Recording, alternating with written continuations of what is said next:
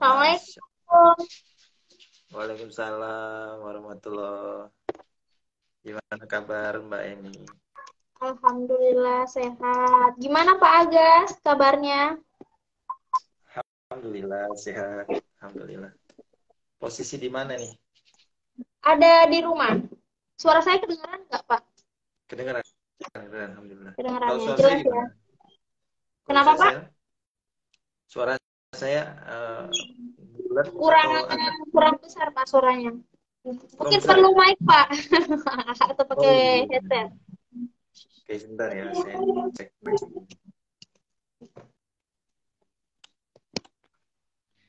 Kalau sekarang gimana suaranya? Tes, tes Sudah mulai satu dua. kedengaran. Oke oke Pak. Oke. Sudah mulai terdengar Baik. dengan baik.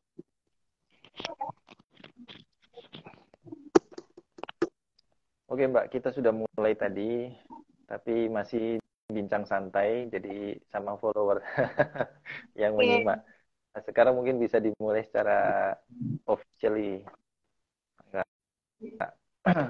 Assalamualaikum warahmatullahi wabarakatuh. Waalaikumsalam warahmatullahi Terima wabarakatuh. kasih Bunda Ayah yang sudah bergabung live kita sore hari ini ya. Mudah-mudahan selalu. Dan cuaca gimana Bunda yang bergabung? Di sini di Karawang agak mendung ya. Tadi sempat hujan beberapa menit di lingkungan Pak Agus gimana? Apakah hujan juga? Eh, Hujan deras tadi dari duhur sampai asar, terus sekarang sudah terang. Alhamdulillah. Alhamdulillah ya. Alhamdulillah puji syukur kita panjatkan atas kehadirat Allah Subhanahu wa taala yang telah memberikan kita kesehatan, rahmat dan hidayah sehingga sore hari ini kita melanjutkan program curhat yuk dirasa. Mungkin Bunda atau Ayah masih bingung rasa itu apa sih? Jadi rasa itu kepanjangan dari Iya, sakinah. iya, Jadi iya. kita berikan ruang nih, ruang untuk curhat. Curhat tentang keluarga, tentang parenting, tentang kondisi rumah tangga bisa dicurhatkan di sini. Jadi Bunda nih bisa menyalurkan aspirasi ya bahasanya ya mungkin ya. Nah, Betul, betul. terus sebenarnya untuk ruang rasanya ini kita sudah jalankan ya Pak ya minggu lalu di Zoom Jumat malam. Jumat malam. Halo Alfat ya. Fatih. Ingat nggak? Iya, betul. Belum Masih pernah ketemu lupa. ya? Masih ingat gak sih sama Tante? Lupa kayaknya. Oke. Oke. Alhamdulillah sudah bergabung ya Pak sore hari ini. Iya, Udah mulai nih ya, alhamdulillah. yang bergabung udah mulai banyak nih. Oke, kita lanjut. Jadi santai aja kita ya Ayah Bunda ya. Kita Ya. hari ini sore hari ini tidak formal banget. Jadi lebih santai, bincang-bincang santai. Jadi Bunda bisa menikmati sore hari ini bersama si kecil, mungkin lagi makan sambil mendengarkan ya sesi podcast. Bukan podcast sih, tapi lebih ke sharing-sharing sebenarnya. Ya, mirip-mirip lah podcast. Nah, sore hari ini yang akan menjadi narasumber atau tempat Bunda curhat ya. Ruang Rasa ini fasilitatornya oleh Abi Alfat Algasari atau mungkin biasa dipanggil dengan Pak Agas ya Pak Agas. Beliau ini lulusan Magister Pendidikan di Universitas Ibnu Khaldun Bogor. Benar ya Pak ya? Betul, betul. Betul. Beliau juga pendiri Visi Keluarga. Jadi momen ini Bunda jangan sampai dilewatkan ya kesempatan ketika ada sesuatu yang ingin dicurhatkan bisa melalui kolom komentar. Nah, kita sebelum memulai, alangkah lebih baiknya mungkin dari Pak Agas memperkenalkan diri dulu ya, lebih detail visi keluarga mungkin. Ya, Pak Oh ya. ya, Ya, oke, silakan boleh, Pak. boleh. Oke. Baik, bismillah, alhamdulillah, syukurillah, la hawla wa la quwwata illa billah. Allahumma shalli ala sayyidina Muhammad wa ala ali sayyidina Muhammad. Subhanaka la ilma lana illa ma 'allamtana innaka antal halimur rajim. Baik, teman-teman semuanya, salam kenal. Saya Agas Tia Harjunadi atau disebut Abi Alfat. Nah, ini anak saya namanya Alfat. Abi Alfat Al-Ghazali. Al-Ghazali itu nama anak saya juga yang kedua. Nah, kebetulan sedang tidak di sini. Nah, jadi saya mohon izin untuk berbagi ya. Jadi di sini bersama platform Visi Keluarga adalah platform untuk belajar membangun keluarga yang harmonis, yang sakinah mawaddah warahmah, dan juga bagaimana agar harmonis itu nggak cuma dari sisi pasangan saja, tapi juga kehadiran anak yang menyertai gitu. Jadi makanya ada parenting Islami atau parenting Nabawiyah gitu ya. Nah, di sini kita belajar bareng. Selain divisi keluarga, kami juga ada partner yang namanya adalah Birrul Umi, khusus yang untuk ibu gitu kan, untuk perempuan. Karena perempuan itu kan makhluk yang spesial ya. Jadi banyak sekali yang bisa digali dari sosok perempuan itu. Gitu. Makanya itu kolaborasi dari satu yayasan kami yang namanya Visi Foundation atau Visi Peradaban Madani. Begitu Mbak Emi, kurang lebih singkatnya untuk profiling kami. Terima kasih Pak Agas. Nah, buat Bunda Ayah yang bergabung, yang baru bergabung ya. Oke, terima kasih Bunda. Nah, mungkin dari followers dari Visi Keluarga mungkin bertanya-tanya juga, Baby Hub itu apa ya? Oh iya, betul Izin sekali. bertahan dulu. 1 menit dulu sebelum kita memulai ya Bunda. Mungkin udah nggak sabar nih ingin curhat, tapi Iya. iklan dulu ya. Iklan 1 menit. Jadi Baby Lahap itu penyedia catering makanan bayi dan anak. Nah, lokasinya ada di Kabupaten Karawang. Nah, buat Bunda yang ada di Karawang, punya bayi, tidak sempat menyiapkan makanan bayi, bisa order melalui Baby Lahap Catering, MPASI, dan anak. Oke, hanya sekilas seperti itu. Atau kalau ingin lebih tahu, bisa follow akun Instagram Baby Lahap. Nah, terkait dengan minggu lalu ya Pak, ya saat kita melaksanakan webinar Jumat malam itu banyak sekali pertanyaan yang belum sempat kita jawab ya Pak ya. Nah, sore hari ini sebelum kita jawab, apakah dari Pak Aga sendiri memberikan materi dulu atau Iya, langsung kita jawab? boleh sekilas ya, Iya, sekilas mungkin silakan sekitar Pak.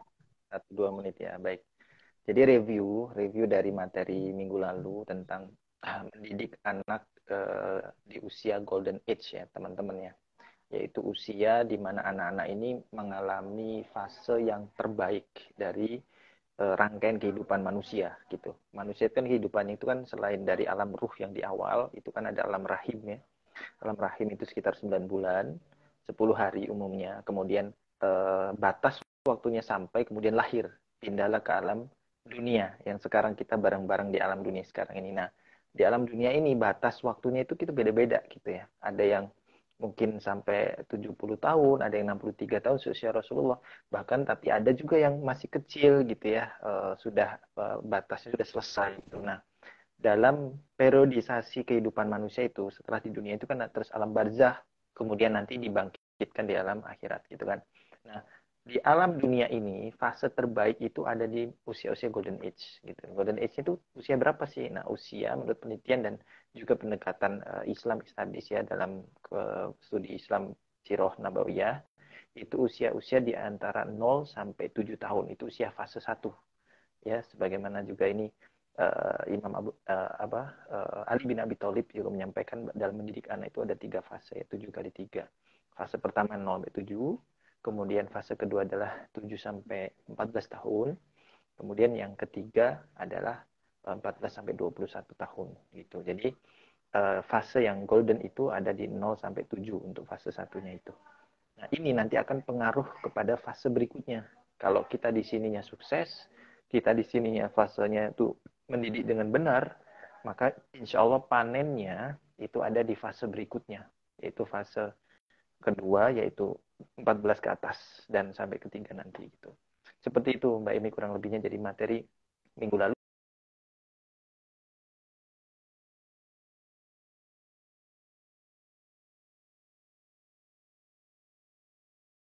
itu kan ya bagaimana agar kita menjadi orang tua yang baik nih, sebagaimana fitrah yang sudah kita diberikan anugerah dari Allah Subhanahu wa taala ya.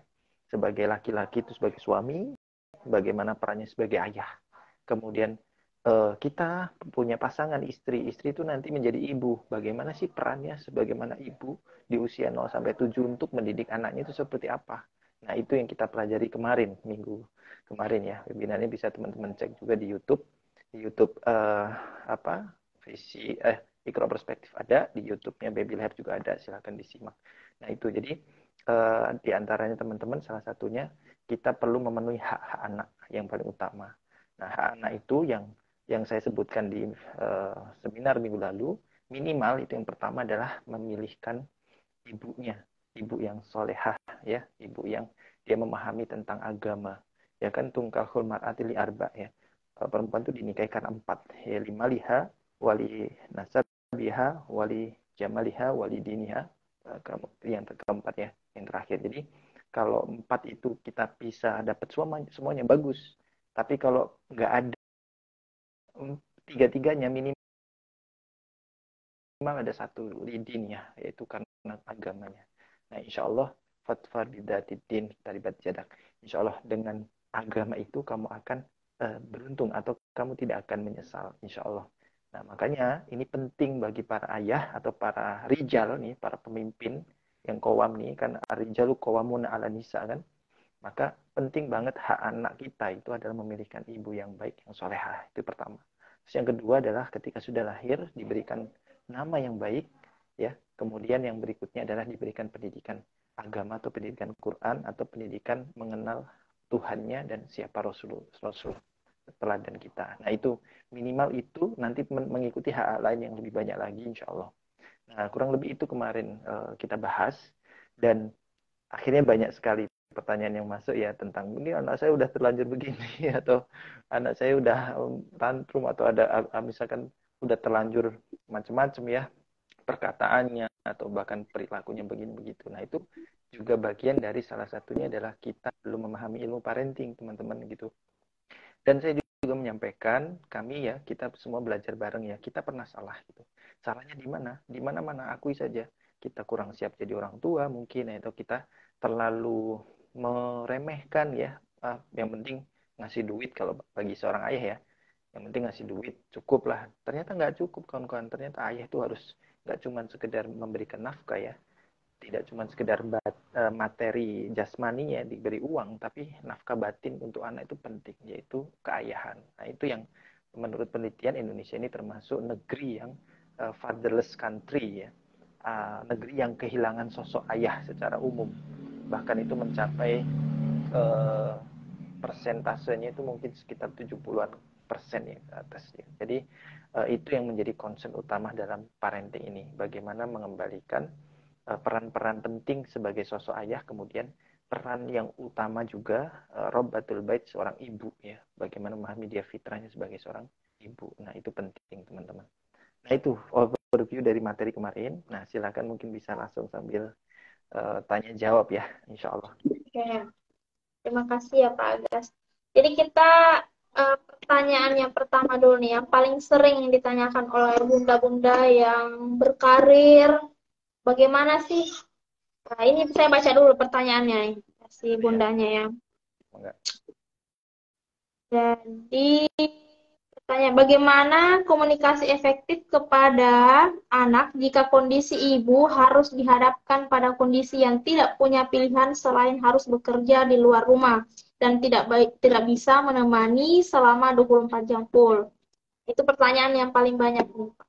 Baik, menarik ya pertanyaannya. Terima kasih Bunda yang bertanya. Saya belum tahu namanya siapa. Ya, jadi tergantung teman-teman ya, para bunda dan juga orang tua yang sedang berjuang, yang sedang menghadapi takdirnya yaitu menjadi single parent ya, atau apakah itu karena ditinggal meninggal atau karena perceraian gitu ya.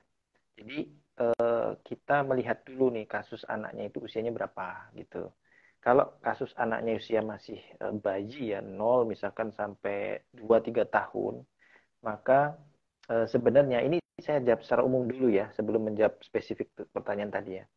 Jadi kalau seperti itu maka sebaiknya memang bunda ini punya dua opsi nih. Pertama meminta bantuan pada keluarga ya kan, untuk bisa membantu menjaga, karena anak belum bisa diajak ngobrol kan, anak masih perlu banget dijagain 24 jam malahan gitu, karena anaknya di bawah 5 tahun ya. Nah kemudian berikutnya adalah agar masih bisa maksimal ASINya ya kan, memperhatikan membimbingnya itu, maka carilah pekerjaan yang bisa dilakukan di rumah tentunya. Jadi ini menjadi opsi penting bagi para bunda yang harus terpaksa mencari nafkah karena tidak ada sosok suami atau sosok ayah dari anak-anak gitu ya. Nah, itu untuk opsi awal dulu nih.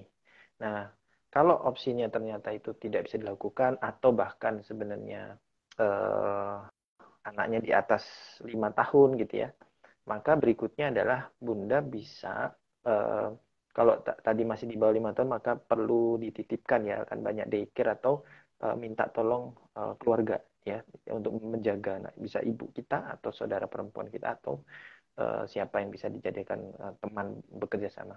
Tapi kalau di atas 5 tahun maka tetap ya ada sosok yang bisa membantu untuk menggantikan, menemani dia beraktivitas. Sehingga kita bekerja itu bisa lebih plong ya, hatinya lebih tenang gitu kan. Nah, maka nanti komunikasi efektifnya gimana? Untuk si bunda yang bertanya, maka dijadikan satu penjelasan ya. Anak memang harus diajak ngobrol dan diajak berpikir lebih jauh dari usianya, bisa dibilang begitu. Karena kan dia hanya memahami bahwa situasinya itu memang cuman ada ibu gitu kan, bunda, dan dia harus kerja gitu. Terus saya mau main sama siapa gitu kan? Maka dia akan harus kita pahamkan, kamu tinggal dulu sama nenek misalkan, atau sama siapa yang bisa dipercaya gitu ya. Bunda harus bekerja gitu. Agar apa? Agar kita bisa terus berjuang bersama dalam kehidupan ini misalnya menjelaskan. Jadi memang harus ada pembicaraan di atas rata-rata dengan anak, dan anak itu akan paham lama-lama tapi dengan bertahap. Teman-teman jangan langsung apa ya disampaikan secara terus gitu ya, atau secara yang semuanya ditotalitaskan gitu, enggak. Tapi pelan-pelan. Terus buatlah satu kesepakatan, itu yang paling penting. Karena anak di usia 4-5 tahun itu udah bisa mulai membuat perjanjian-perjanjian kecil. Kesepakatan, misalkan kasihlah hadiah. Misalkan gini, dikasih pesan, nak, bunda bekerja dulu ya. Kamu sementara ini ditemani nenek, misalnya gitu ya. Nanti kalau bunda pulang, nanti bunda bawakan hadiah. Misal begitu, itu boleh. Nah, tapi syaratnya kalau bisa adik yang pinter gitu. Yang pinter misalkan nih, ini ada bunda kasih tugas. Dan tugasnya apa? Kan anak-anak usia itu kan sedang berlatih untuk ini ya, menggambar, mencoret-coret ya, atau bisa apa menyusun sesuatu. Nah, ini disiapkan toolsnya, mainannya itu disiapin. Ini tugas pertama nak gitu ya. Nanti tugas kedua ini ditemenin nenek ya gitu. Terus tugas ketiga ini nanti tugas keempat atau kelima sama bunda deh, karena bunda udah di rumah gitu. Tapi nanti jangan lupa juga ya, kalau siang makannya di sini nanti sama nenek gitu. Dijelasin, bener-bener dijelasin. Walaupun kita nggak ngerti apakah dia paham apa enggak, tapi kita berdoa ya, kita berusaha, kita ikhtiar. Kita berharap sama Allah, ya Allah mudahkan anak saya memahami situasi ini dan menerima dengan baik, sehingga dia juga bisa tumbuh kembang sebagaimana biasa gitu aja gitu. Jadi tetap minta pertolongan sama Allah dengan doa. Nah, itu yang paling penting ya. Karena apa? Karena sehebat apapun, secanggih apapun teknik kita untuk berikhtiar, kalau kita lupa doa itu apa ya? Nanti ada ujian lagi itu ceritanya. Kita terlalu mengandalkan kecerdasan otak kita nih. Oh, udah teknik A B C D gitu kan. Tapi kalau lupa doa, jangan-jangan Allah nggak ridho gitu kan. Tapi kalau kita sertakan doa, disertakan juga ikhtiar yang baik, yang maksimal, maka semoga insya Allah dengan begitu Allah berikan pertolongan dengan jadikan anak itu lebih kooperatif ya, nggak rewel. Itu bagian dari rezeki teman-teman. Kan ada di antaranya, bahkan kasus terakhir ini kemarin, anak 2 tahun dibunuh oleh bapaknya sendiri. Gara-gara penyebabnya apa? Anaknya itu rewel terus, tantrum, nongas, nangis gitu kan. Nah, karena dia nggak punya ilmu parentingnya, akhirnya nggak sabar ya.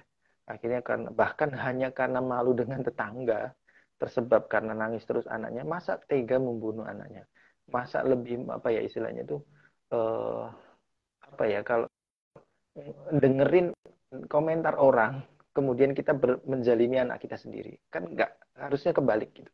Harusnya adalah kita itu fokus pada apa? Pada bahwa anak ini, kita ketahui anak itu amanah dari Allah, maka kitalah yang harus bertanggung jawab kepada dia.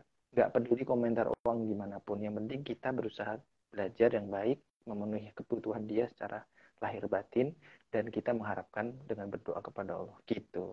Nah, itu sih Mbak Emi ya. Jadi semoga menjawab pertanyaannya. Ya, oke. Terkait juga seorang ibu kan harus di rumah. Tapi Pak, kebanyakan kan mindset ibu-ibu harus berada di rumah 24 jam. Tapi itu nggak perlu Pak ya. Karena yang paling penting adalah quality time. Jadi ketika seorang ibu 24 jam di rumah tapi tidak ada emosional yang terjalin, misalnya interaksi saling tanya jawab atau saling bercerita, mungkin itu yang paling penting ya Pak. Karena saat ini kan Oh, gadget terlalu berpengaruh ya. 24 jam ada di rumah tapi anak sibuk dengan gadgetnya sendiri, kemudian betul. ibunya juga sibuk dengan gadgetnya. Apakah fisiknya yang dibutuhkan atau kehadiran untuk quality time itu sendiri Pak sebenarnya? Ini bagus ya, ini memberikan motion ya. Jadi eh, yang paling penting memang quality time atau kualitas. Nah, kualitas itu hanya bisa kita hadirkan kalau kita punya pemahaman dan yang kedua punya kesadaran untuk melakukannya. Kenapa? Karena banyak orang paham, tapi karena dia nggak sadar, akhirnya dia nggak mau ngelakuin itu. Makanya banyak orang pinter, ya kan? Tapi dia egois. Egois sama siapa? Sama anaknya sendiri. Ya, tidak sedikit itu anak-anak jadi korban kepinteran dari orang tuanya. Orang tuanya sih mungkin sekolahnya tinggi dan lain sebagainya, tapi karena dia tidak mau berkorban demi anaknya untuk quality time, walaupun sebenarnya ada waktu di rumah gitu kan, akhirnya dia anaknya akhirnya tidak terjaga dengan baik gitu. Jadi justru yang paling penting itu adalah kesadaran untuk mau berkorban demi kebaikan anak gitu ya. Dengan cara apa? Cuman satu itu caranya, yaitu kita menyadari bahwa anak itu amanah dari Allah, kita akan dimintain tanggung jawab dan kita urusannya sama Allah gitu loh, bukan sama anak. Kalau anak itu nanti mungkin rewel ya kan, mungkin dia itu apa ya, menjengkelkan kita karena kita mungkin nemenin ya, mungkin awal-awal sabar nemenin, ternyata anak itu belajarnya agak lambat kan. Kalau kita nggak sabar Mbak Emi, pasti akan jengkel terus marah nanti, udah nemenin tapi terus marah-marah ya kan, beda sama aja gitu maksudnya. Jadinya juga nggak quality time-nya nggak bagus gitu loh. Makanya betul-betul penting teman-teman. Salah satu ilmu yang paling penting hari ini ya, hari ini detik ini menurut saya pribadi ya, adalah ilmu parenting untuk para ayah dan para bunda. Jadi selain quality time, kalau punya waktu yang banyak maka justru semakin baik ya, karena kualitasnya sudah bagus, waktunya banyak. Tapi kalau nggak punya waktu, maka jadikan waktu yang sedikit itu, kuantitinya sedikit itu, tapi kualitasnya yang berkesan gitu.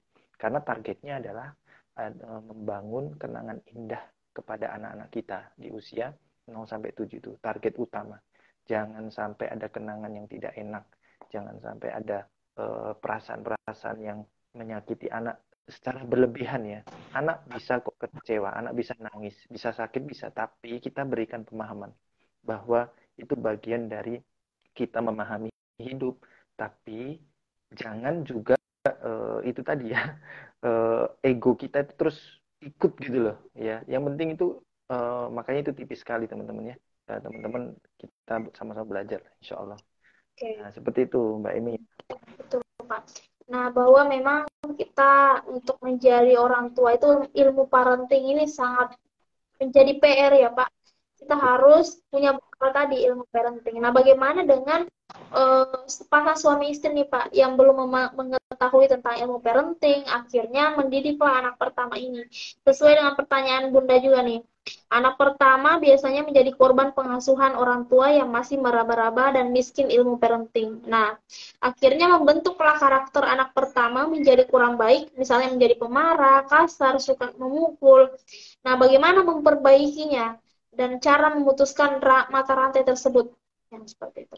Iya, ini pertanyaan bagus sekali ya. Jadi memang betul ya, di jenjang pendidikan kita secara formal itu memang nggak ada ilmu untuk menjadi orang tua, nggak ada sekolahnya ya sampai hari ini.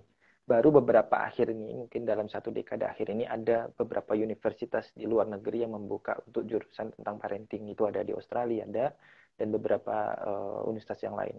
Di Indonesia itu juga sudah mulai ada ya, tapi belum menjadi satu fakultas tersendiri. Karena gini, coba teman-teman ya, di SD belajar 6 tahun, SMP berapa tahun? 3 tambah SMA 3 ya, totalnya berapa udah? 6, 3, 3, berapa tuh? Udah 12 tahun kan? Terus belum lagi nanti kuliah. Kita itu belajar di kampus itu adalah dalam rangka ingin agar bisa mahir di bidang itu kan. Contoh misalkan Mbak Emi di bidang hukum, ya kan?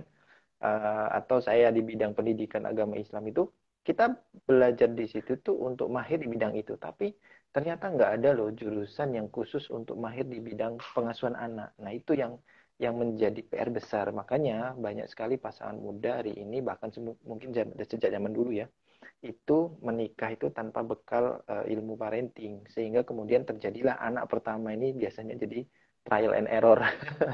Karena banyak sekali anak pertama ini menjadi korban ketidaktahuan tentang ilmu parenting dari kita semua. Nah, wajar ya, wajar.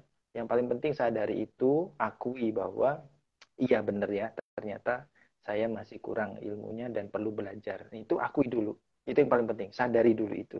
Nah, kalau udah ada kesadaran itu, maka akan ada upaya untuk belajar kembali ya. Oh, ternyata kurang ya cara mendidik anak itu, yang gimana sih yang benernya, kok saya kok jadinya emosional, sering emosi nih gitu kan.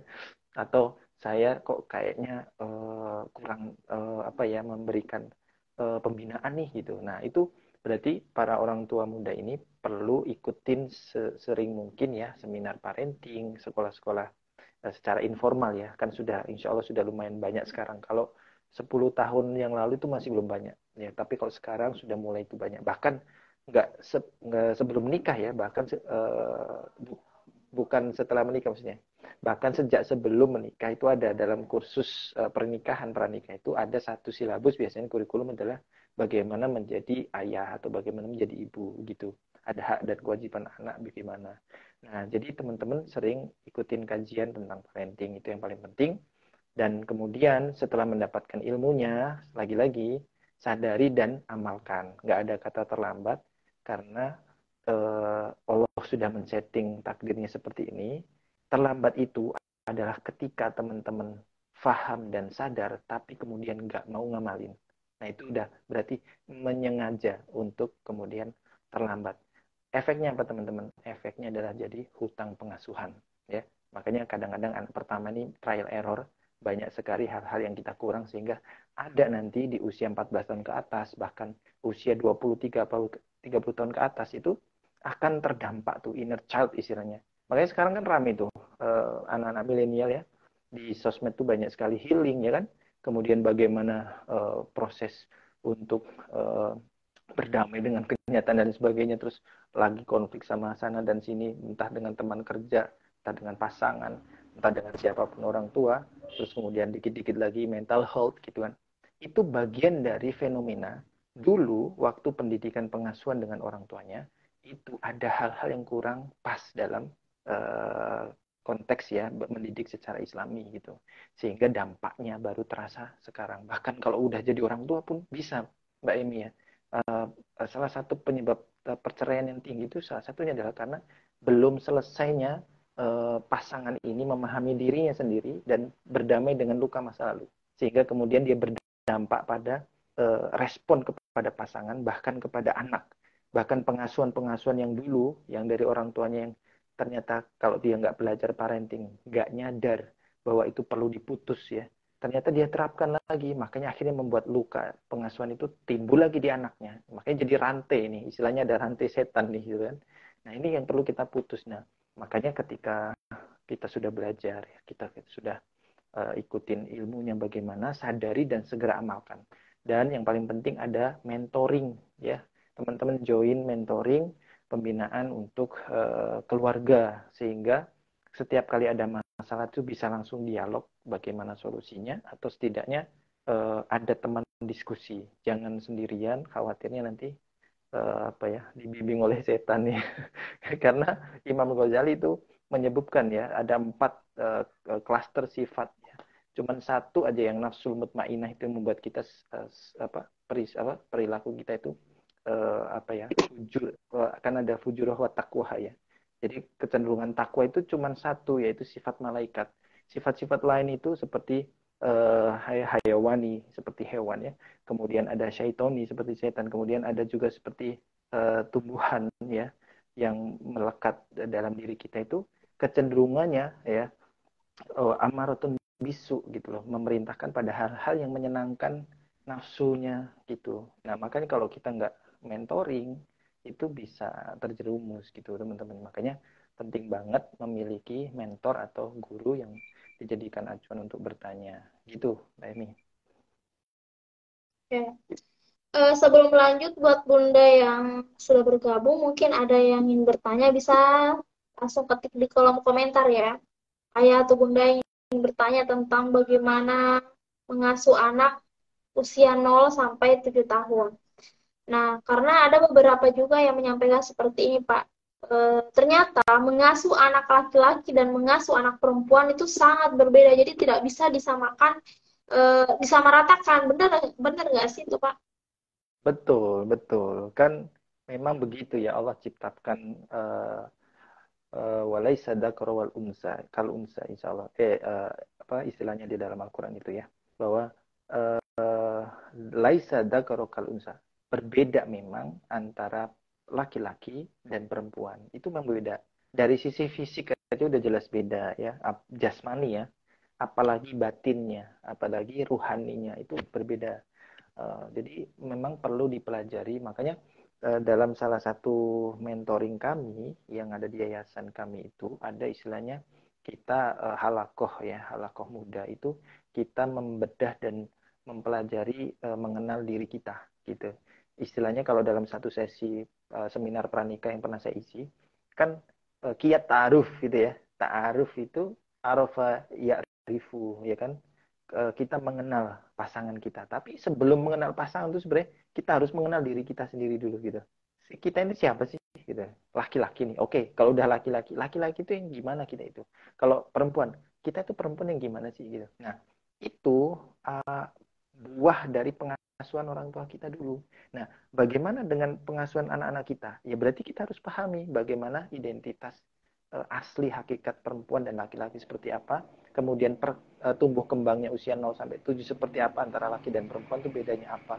Nah, kalau kita sudah mengenal, maka kita bisa bersikap ya dengan panduan ilmu agama atau parenting Islami ini gitu.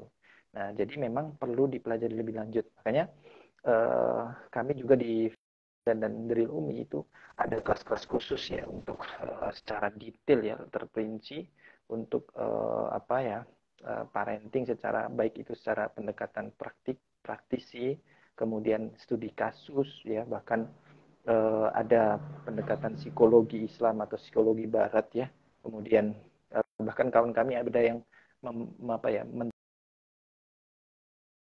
mencoba mengkomparasi ya, mendidik anak dengan adab atau kebiasaan kultur UK, USA gitu kan. Kemudian disarikan bagaimana dengan Islam. Oh,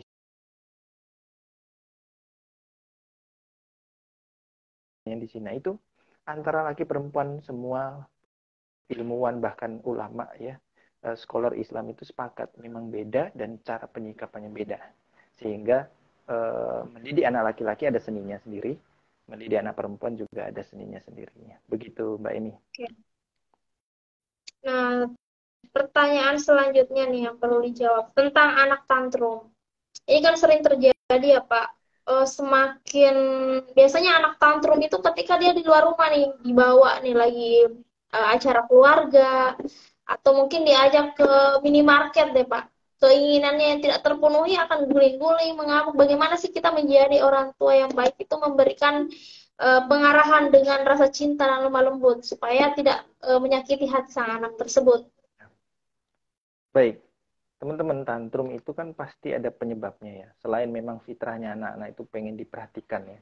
Biasanya memang ada yang menjadi keinginan dia tapi tidak terpenuhi ya. Misalkan dia pengen sesuatu kayak tadi di minimarket gitu, terus kemudian guling-guling karena nggak dipenuhi. Tantrum lah dia jadinya kan, teriak-teriak gitu. Jadi kalau untuk kasus seperti ini sebenarnya dengan cara memenuhi keinginan dia terus agar dia diam, itu justru cara yang keliru. Kenapa? Karena nanti kalau anak itu, kan anak juga manusia ya kan, dia punya perasaan, dia punya akal yang berkembang, bahkan dahsyat sekali pertumbuhannya eksponensial teman-teman di usia-usia 0 sampai 7 itu. Maka Kalau nanti kita begitu polanya, dia akan menerapkan pola itu terus sehingga agar dipenuhi, ya kan? Akhirnya dia tantrum gitu. Makanya keliru kalau kita kemudian dengan memenuhi secara terus-menerus ya semua keinginan dia. Nah, caranya gimana? Memang diajak dialog. Diajak dialog kuncinya itu. Apalagi kalau anaknya udah 4-5 tahun gitu, yang biasanya tantrumnya. Kalau tantrum di bawah 3 tahun, memang mau nggak mau memang kita harus hadir dan kita dengan tenang ya teman-teman. Karena apa? Tantrum itu kan di sisi dia lagi sensitif, lagi keras, lagi sakit hati mungkin ya. Nah, kalau kita hadir dengan perasaan yang nggak nyaman, maka dia akan makin nggak nyaman. Nah, jadi penyebab dia tantrum itu ya ketidaknyamanan itu kan menyebabkan semakin menangislah dia. Selain mungkin tantrumnya hal-hal yang lain. Mungkin ada hal-hal yang sifatnya teknis itu karena dia merasa kalau baby ya itu tantrum kan kadang karena mungkin lapar atau dia luka lah, tapi dia nggak bisa ngomong.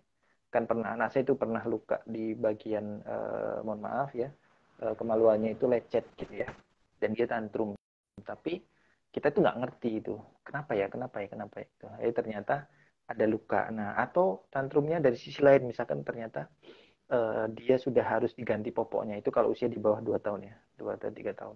Nah, kalau di atas itu teman-teman harus ngobrol.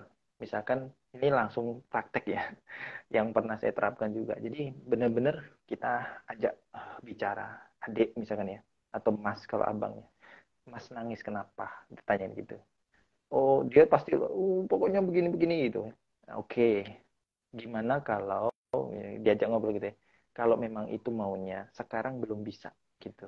Dan kalaupun Mas mau, misalnya gitu ya, sampaikan dengan yang baik, cara yang baik, bukan dengan menangis begini gitu. Justru kalau Mas menangis, Mas Alfat menangis dan guling-guling bahkan marah-marah, justru tidak akan dikasih. Coba deh misalkan contoh Mas Alfat nih punya teman. Saya misalkan gitu. Mas Alfat kan baik nih sama teman bergaul. Kira-kira kalau temannya pinjem mainan dengan cara yang baik, dipinjemin nggak? Iya dipinjemin. Kalau minjemnya dengan cara yang nggak baik, misalkan dia merebut atau marah atau guling-guling nangis, kira-kira Mas Alfat mau minjemin nggak, Mas? Nggak mau. Nah iya. Jadi diajak berpikir dia. Itu bagian dari proses dia mau memahami dirinya, memahami posisi orang tua juga. Tapi utamakan kita yang memahami anak dulu, ya. Jangan langsung ngomong, kamu itu udah capek-capek apa abi begini-begini. Nah, jangan begitu. Karena apa? Itu jadinya nanti akhirnya anak berpikir, loh kok kayak hitung-hitungan gitu loh. Transaksional istilahnya secara kasih kita. Ya udah nih saya kasih tapi diem ya gitu misalkan. Atau bahkan omongan begini, oh diem nangis nggak penting gitu. Nah itu sebenarnya sesuatu yang ya nggak penting kan menurut kita, maksudnya kita udah dewasa ya, nangis mungkin dianggapnya kurang penting, tapi sebenarnya nangis itu penting gitu, bahkan itu untuk afirmasi sebuah perasaan dia untuk meluapkan. Makanya komentar-komentar kayak gitu tuh hanya bisa didesain oleh orang tua yang dia memahami parenting, tapi kalau dia nggak paham pasti keluarnya hal yang aneh-aneh gitu.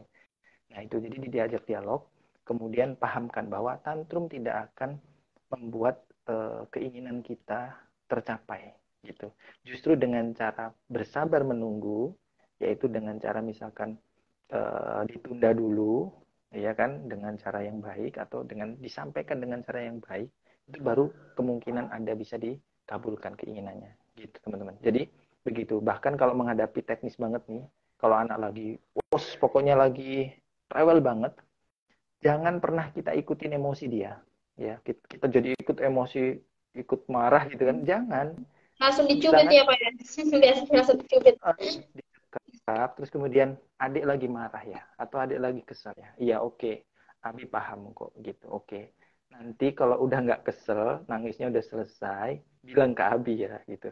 Jadi kita santai aja gitu, jangan terbawa emosi dia gitu. Dan dia nanti kalau nangis juga capek sendiri gitu kan. Nah gitu. Jadi kita mulai dengan dialog-dialog yang santai tapi menunjukkan bahwa kita benar-benar full heart memberikan perhatian. Bahwa dengan tidak mengikuti keinginan dia itu bukan berarti kita nggak sayang. Justru karena kita sayang, kita nggak mau turutin semuanya gitu. Nah itu sih yang bisa kita sampaikan Mbak ini ya. Allah. Berarti pada intinya ketika anak tantrum kita lebih banyak berkomunikasi ya Pak ya, berkomunikasi, bernegosiasi sama anak untuk mencari Kasih jalan waktu, keluar. kasih Kasih waktu. dia, kasih waktu dia untuk mengeluarkan emosi dia sendiri ya, menghabiskan amarahnya atau kecewanya gitu. Dan jangan dimarahin karena marah dia, jangan dimarahin karena dia kecewa, jangan. Jadi bilang aja, iya saya tahu kamu sedih gitu ya, kamu marah, iya. Abi juga pernah marah kok gitu kan. Ya gitu, emang harus benar-benar teman-teman.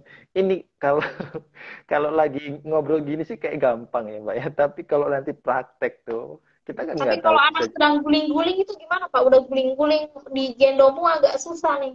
Udah mengamuk-mamuk. Kalau guling-guling tergantung ya. Kalau guling-guling di kasur ya biarin. Kalau guling, Guling-gulingnya di sekolah kakaknya misalnya. nah kalau guling di sekolahan kakaknya ya ini dicoba untuk biar intinya kita menjaga agar aman ya, agar aman dia nggak terluka atau nggak apa. Jadi bilang aja ini kotor. Kamu mau nggak guling-gulingnya sambil digendong nih? Gini kamu muter-muter saya gendong gitu bisa, atau kita pindah yuk guling-gulingnya di masjid boleh nggak gitu. Jadi bener-bener cari ide out of the box dari yang dia pikirkan. Dia kan cuma fokus satu keinginannya mau dicapai, yang dicapai mau di eh, pengen dikasih, kemudian dengan cara apapun dia mau minta, terus salah satunya dia marah, ekspresi marahnya guling-guling gitu. Fokusnya di situ, jadi kasih ide kegiatan lain yang bisa menyalurkan kemarahannya gitu. Ya, oke. Misalkan ya itu tadi ya, diarahkan yang aman teh. Siap-siap. Nah, Jumat lalu waktu kita Zoom meeting webinar itu sempat dibahas juga tentang mental kin ya Pak. Ini ada pertanyaan yang belum dijawab juga tentang apa sih sebenarnya mental kin itu? Mentalkin, Iya, oh kin. iya ya. Talkin itu semacam metode untuk kita mendidik anak dengan cara talaki ya. Bahkan ini metode kaidah kita untuk eh, apa ya, belajar berilmu itu biasanya kaidahnya talaki. Talaki itu kita belajar secara seksama dan mengikuti penuh bagaimana guru mengajarkan. Nah, talkin itu kita mengajarkan kemudian mencoba untuk mengulang terus sampai anak itu bisa meniru. Nah, itu ditalkin.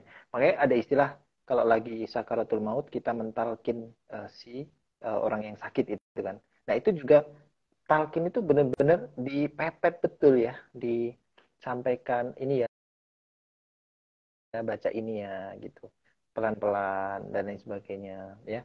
Nah, intinya agar bacaan itu benar-benar terhujam ke dalam jiwa dan hati orang yang kita sedang hadapi, apakah itu anak atau orang yang menuntut ilmu atau tadi orang yang lagi sakit sakaratul maut. Sehingga nanti kalau talkinya itu yang paling penting ikhlas ya, lillahi ta'ala, niatkan karena Allah, murni benar-benar jangan pakai nafsu ya. Itu nanti insya Allah dimudahkan oleh Allah masuk ke dalam hatinya. Makanya tidak sedikit orang yang sakaratul mautnya sulit gitu ya, tapi kita dengan berdoa me, apa, mengikhlaskan niat, maka pelan-pelan orang itu akan ikut bagaimana kita berucap. Nah, kepada anak pun sama ya. Cara dia berucap itu pasti nyontoh ibu sama ayahnya. Jadi kalau ada anak misalnya ternyata ngomongnya kurang baik ya, tapi kita tuh mikir, ini kita kayaknya nggak pernah didik ya omongan begini. Berarti dia pasti dapat dari orang lain. Gitu. Apakah dari orang lain itu temennya, atau bahkan dari game atau gadget. Nah, di game-game itu kan suka banyak ungkapan-ungkapan yang kurang bagus ya. Apalagi kalau game online itu grup gitu ya. Bisa online dari sana sini orang-orangnya. Nah, itu juga bisa talkin tuh. Handphone itu bisa mentalkin anak.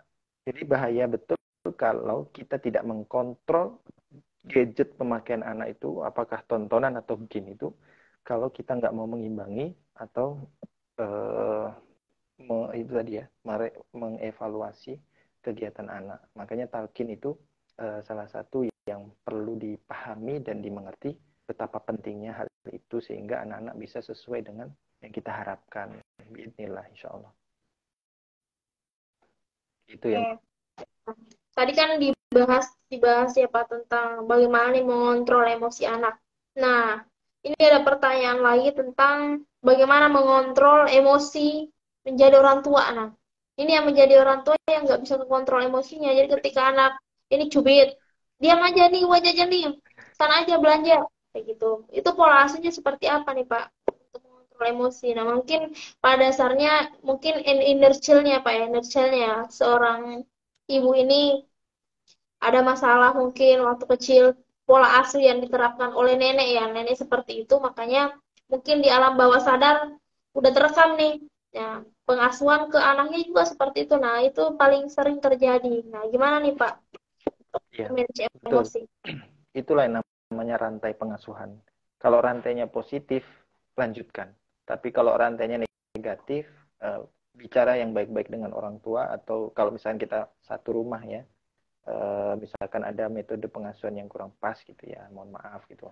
Nah, gimana kita cara mengendalikan emosi kita?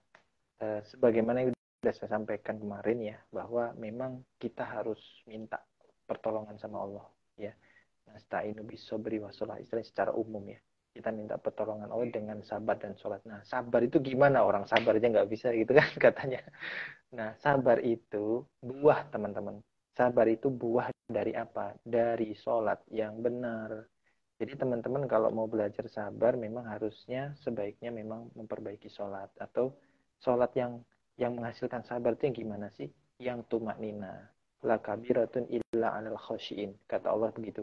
Orang sholat ya, orang sabar dan sholat itu memang susah dan hanya bisa dicapai oleh orang-orang yang khusyuk. Khusyuk itu apa sih? Khusyuk ya, kita betul-betul menghadirkan hati kita untuk memahami dan melaksanakan sesuatu, khususnya misalnya sholat ya. Misalkan dari takbir ya, Allahu Akbar. Ini udah lompat nih. Sebelum takbir apa?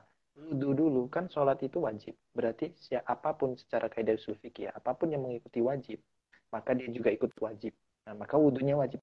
Nah, wudhu ini kadang-kadang teman-teman ya, para ayah bunda, ya kita sama-sama belajar kadang-kadang kita itu kurang perhatian gitu loh. Hanya sekedar yang penting usuk-usuk-usuk gini-gini selesai. Padahal teman-teman, wudhu itu setiap kali kita menyentuhkan air dari awal rukunnya, ya tertibnya itu dari misalkan membasuh tangan dengan membaca berdoa gitu. Itu kalau kita khusyuk, itu dalam hadisnya disebutkan maka dosa kita itu akan rontok runtuh sejumlah air yang dibasuhkan. Tangan kita dibasuh berarti dosa kita akan runtuh semuanya. Terus muka kita dibasuh, nah itu dihayati teman-teman dengan penuh kekhusyuan. Nah, kalau wudhunya sudah khusyuk dan berhasil, tinggal dijaga khusyuknya. Makanya di antara wudhu sampai sholat itu ulama ada yang berpendapat makruh ya untuk ngobrol ya makruh bahkan menyebutkan itu tidak dianjurkan. Nah, jadi teman-teman menjaga omongan, menjaga pandangan, kemudian menjaga perjalanan antara tempat wudhu sampai sholat itu agar kekhusyuan itu tetap terkendali sampai nanti menuju sholatnya. Nah itu. Nah itu kan harus dilatih teman-teman. Dan itulah esensi dari sabar. Melatih semua proses itu menuju ibadah kepada Allah khususnya ritual sholat itu secara khusyuk. Nah kalau sudah khusyuk di sholat, buahnya akan menjadi sabar di semua aktivitas kehidupan. Percaya deh. Ini juga dari guru-guru saya begitu. Ya, kan kadang-kadang ibu-ibu itu kan gini ya suka masalahnya itu misalkan lagi weekend gitu kan pernah saya sampaikan juga di beberapa seminar. Allahu Akbar, ya kan? Udah weekend aja nih. Di pikiran begitu kan. Allahu Akbar ruku nih. Masak apa ya? Minggu kemarin kan masak opor. Sekarang masak apa ya? Sami Allahu liman hamidah.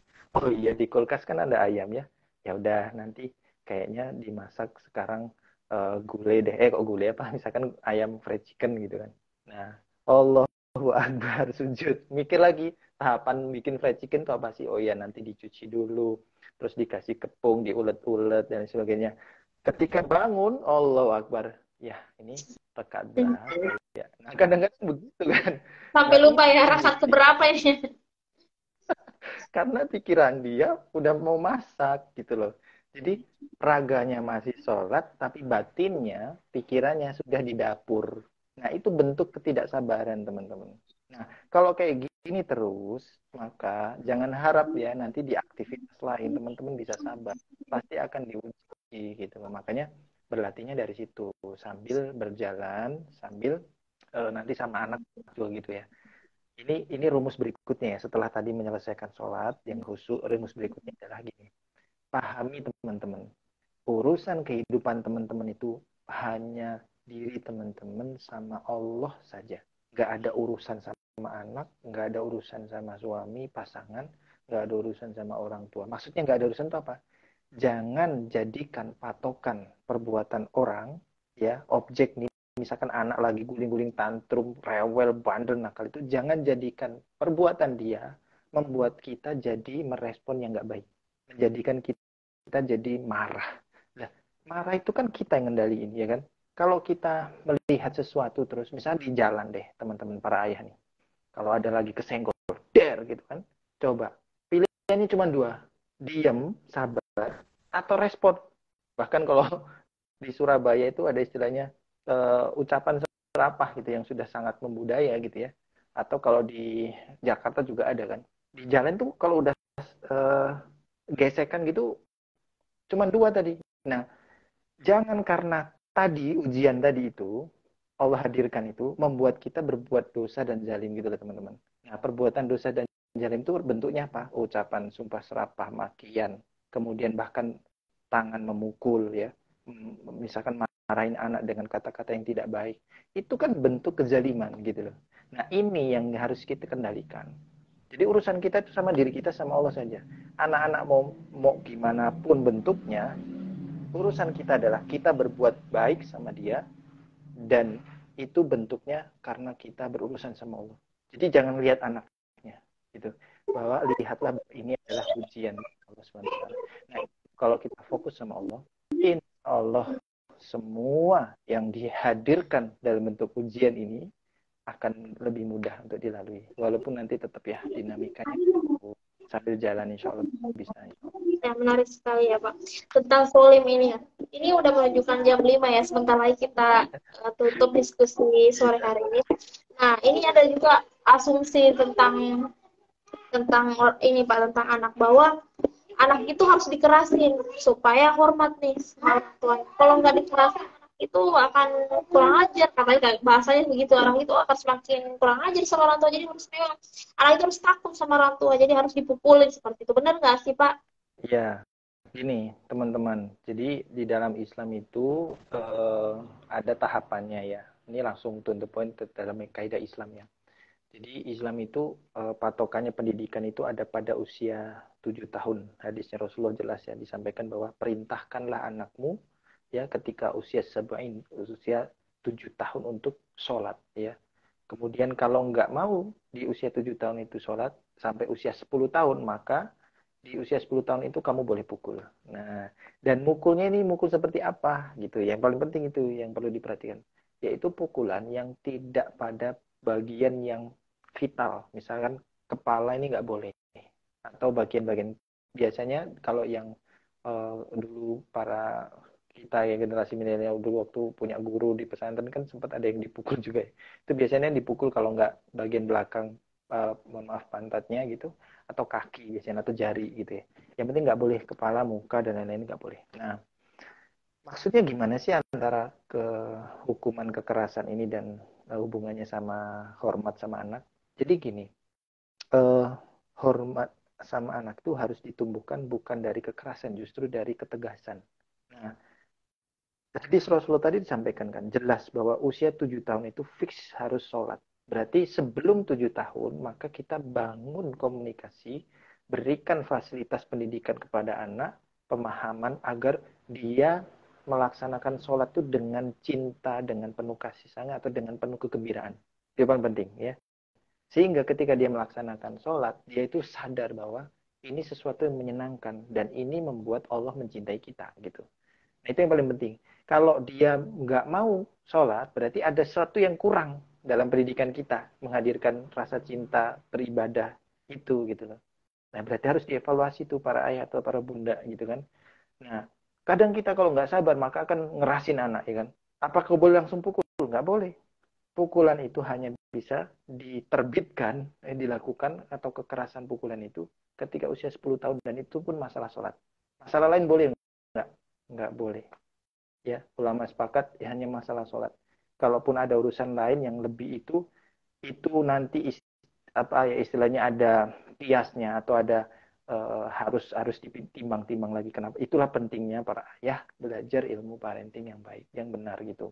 Jadi kekerasan tidak akan melahirkan kehormatan, enggak.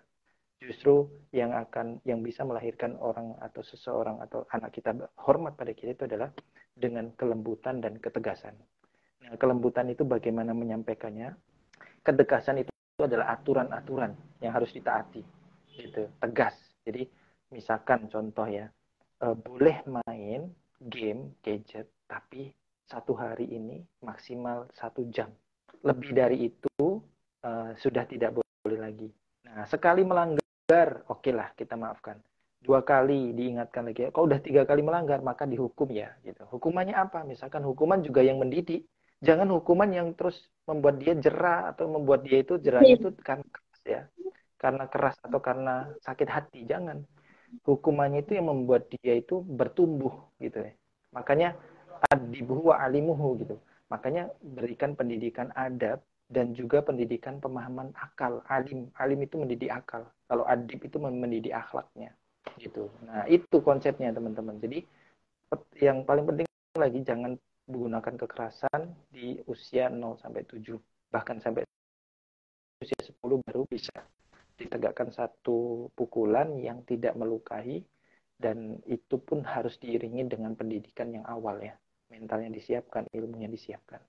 Nah gitu ya, jadi jangan terbawa arus nanti dikerasin biar disiplin. Enggak. Disiplin itu lahir, hormat itu lahir karena aturan yang tegas, bukan yang keras. Wallahu a'lam. Oke, Bunda yang baru bergabung, apabila ada pertanyaan bisa tulis di kolom komentar ya. Karena waktu juga sudah menunjukkan jam 5:05. 5 menit lagi kita tutup ya, Bunda. Siap. Nah, selesai kegiatan ini, masa hilang bergabung. Selesai kegiatan kita sore hari ini, minggu depan kita ada lagi ya program kajian parenting yang setiap Jumat malam, tapi harus melalui webinar, kita nggak live lagi. Nah, buat Bunda yang baru bergabung, bisa bergabung juga, kita punya fasilitas juga grup WhatsApp buat bunda-bunda yang biar tidak ketinggalan informasi nih, jadwal-jadwal kita live di Instagram, jadwal webinar, itu semua ada di grup WhatsApp. Nah, bagi Bunda yang ingin bergabung di grup WhatsApp tersebut, bisa DM di Instagram Baby Lahap ya, Bun. Nanti admin akan memasukkan Bunda di dalam grup tersebut menjadi member. Nah, ini ada pertanyaan lagi nih, Pak. Pertanyaan titipan melalui WA. Mungkin malu ya bertanya melalui live di Instagram. Iya. Pertanyaan Betul. Enggak. ketika kita sedang mengerjakan sholat, tapi mungkin anak mengganggu gitu Pak ya, manjat di leher, kemudian menarik-narik mukena sampai kelihatan rambutnya. Nah, itu seperti apa nih Pak cara menangannya? Apakah sholatnya dihentikan dulu atau anaknya sambil digendong nih Pak? Kalau misalnya anak rewel-rewelnya terlihat lagi mengerjakan sholat. Ya, pertanyaan bagus sekali dan ini pasti dialami oleh para ayah bunda yang sudah mulai sering ya menghandle anak dan apalagi sudah punya kelekatan sama anak. Jadi pertama saya ucapkan selamat bunda kepada yang bertanya tadi, kenapa? Karena anaknya justru menunjukkan dia itu senang ya bermain dengan bagian tubuh kita ya, lekat. Jadi bondingnya bagus. Itu sudah poin yang sangat luar biasa baik. Apalagi kalau dilakukan oleh ayah ya, ayah yang misalkan lagi ngajakin di masjid atau pas lagi di rumah lagi manjat-manjat gitu ya. Nah, yang paling penting penting banget. Pastikan anak kita itu, ini sebelum ngomentarin ini tadi ya, diambil batalin sholat apa enggak. Nah, yang paling penting ini pastikan anak itu dalam kondisi bajunya bersih. Nah, itu penting. Ya, karena tidak sedikit nih yang ya kan parenting kan nggak boleh mengusir anak waktu sholat ya. Akhirnya dia gendong, tapi waktu gendong anaknya pas lagi udah pipis gitu. Nah itu bisa membatalkan sholat ya. Jadi yang perlu diperhatikan adalah ketika anak dalam kondisi kita mau sholat ya, kita mau sholat, anak masih kecil, maka pastikan sebelum sholat tuh anak diganti dulu bajunya yang bersih semua total. Ya, baru kita nanti sholat dengan nyaman. Nah, in case kalau anaknya ternyata pas kita sholat tuh dia naik-naik, ya kan, kemudian dia di punggung, terus di depan sajadah, minta gendong dan sebagainya, maka kita tidak perlu membatalkan sholat, ya. Kita hanya cukup menyesuaikan saja gerakannya. Itu juga dicontohkan oleh Rasulullah ketika beliau memimpin sholat. Nah, ternyata para sahabat itu menunggu ketika sujud, ya kok lama gitu kan, Rasulullah nggak bangun-bangun, sampai dikhawatirkan ada salah satu sahabat itu yang sampai mau dia mendongakkan kepalanya karena saking penasarannya kok lama, khawatir malah Rasulullah meninggal katanya. Dalam penjelasan sirahnya itu. Jadi ternyata yang terjadi adalah Hasan dan Husain itu sedang bermain di punggungnya Rasulullah ketika sujud. Gitu. Dan Rasulullah tidak mengusirnya atau tidak melakukan kegiatan apapun untuk membuat Hasan dan Husain itu kemudian karena alasan sholat, ya gitu. Jadi akhirnya Rasulullah nunggu. Nah, maka dari sini bisa dijadikan teladan kita semua bahwa sebagaimanapun anak itu mencoba bermain dengan ayahnya atau bundanya ketika sholat, insya Allah tidak akan menjadi pembatal sholat. Kalau kita bisa menyikapinya dengan baik, gitu tadi ya. Maka kita harus tadi siap ya. Misalkan kalau lagi anak-anak, bahkan buat dia nyaman. Misalkan dia lagi minta gendong, ya udah digendong. Ya, terus kemudian kalau lagi di punggung, lagi sujud tadi ya, ya udah kalau betah tunggulah. Saya soalnya juga pernah nyoba itu dan jadinya anak itu ya nyaman gitu kan di punggung senderan. Ini kok nggak bangun-bangun gitu kan. Akhirnya ya namanya kita lagi waktu itu ada hal lain yang harus dikerjain.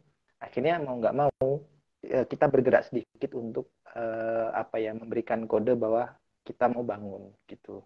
Nah, gerakan pada sholat ini juga terbatas teman-teman. Jangan asal yang penting gue istilahnya karena paham parenting gitu ya, nggak boleh ngusir anak.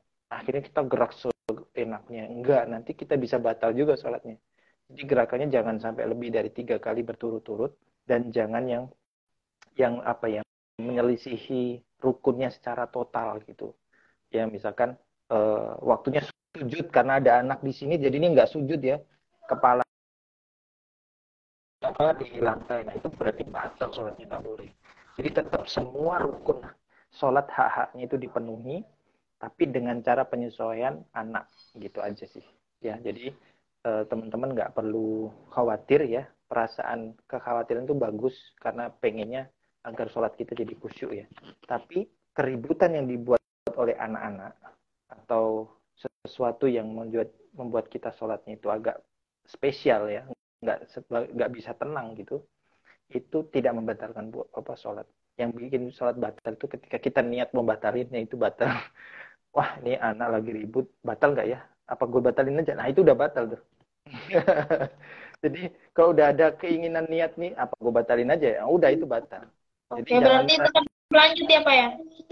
Ya tetap lanjut, tapi tadi perhatikan ya fikih sholat ya, jangan sampai lanjut terus sekarang PDW juga, jangan gitu ya. Jadi perhatikan tadi hal-hal yang disampaikan.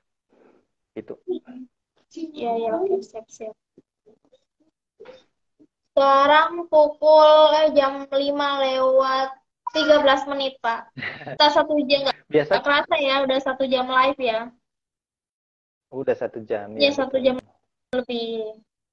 Nah, buat Bunda yang baru bergabung, jadi kita Baby Lahab bekerja sama dengan Visi Keluarga, kolaborasi. Kita ada program namanya Curhat Yuk di Rasa. Jadi Rasa itu ruang keluarga sakinah. Jadi buat Bunda yang ingin curhat tentang dunia parenting, tentang pola pengasuhan anak mulai dari umur 0 sampai 7 tahun dan berbagai permasalahan tentang keluarga, bisa curhat di Rasa.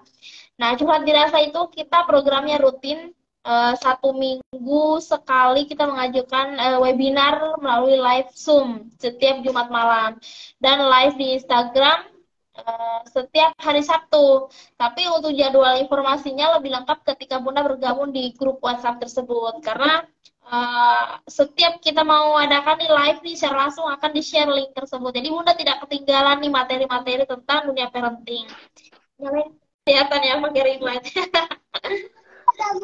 Jangan cabut. Oke. Nah, buat Bunda terima kasih ya atas waktunya sore hari ini sudah bergabung di live streaming kita Curhat Yuk Dirasa. Nah, Pak Agus, karena melihat waktu sudah menunjukkan jam 5 lewat 15 menit, kita akhiri saja ya, Pak ya? Ya, kita cukupkan dulu.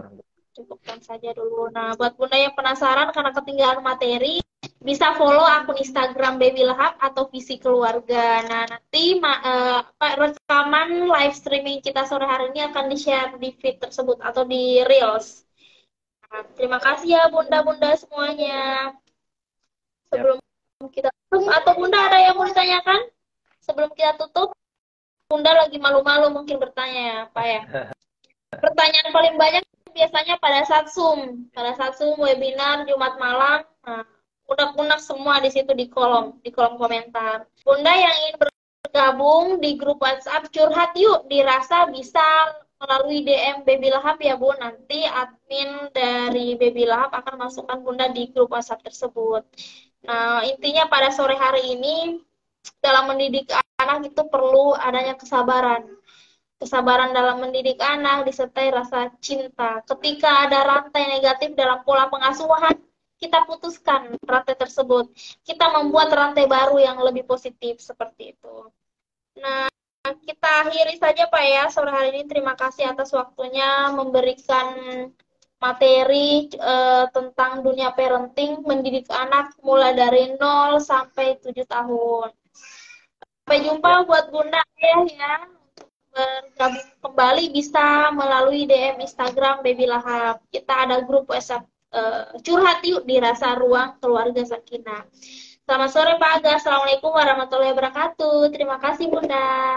Warahmatullahi wabarakatuh. Ya, terima kasih semuanya Mbak Emi dan para peserta yang sempat join. Ya, sampai jumpa minggu depan insya Allah.